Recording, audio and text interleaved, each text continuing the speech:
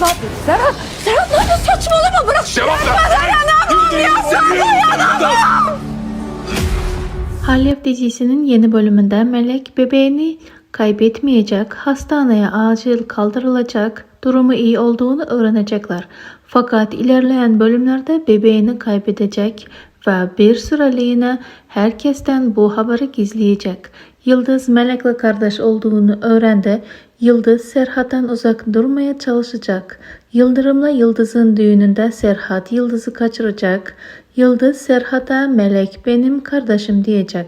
Serhat ve Yıldız'ın dağ evi sahnası çekimleri yapıldı. Babahan karakteri ise diziye devam edecek ve kamera arkası görüntülerde oyuncu diziye devam ettiği öğrenildi. Hicran'ın Yelduran olduğu yakın zamanlarda ortaya çıkacak. Aşır Nida'yı kurtaracak. Nida'yı vuransa annesi Meryem olduğunu öğrenecek.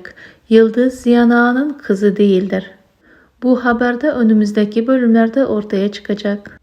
Önümüzdeki bölümlerde Ziyana Dalya'nın Serhat'ı satması için zorlayacak. Aşır hastaneye gelecek.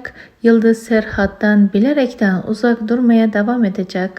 Melek kaza geçirecek. Yusuf ve Serhat onu kurtaracak ve hastaneye götürecek.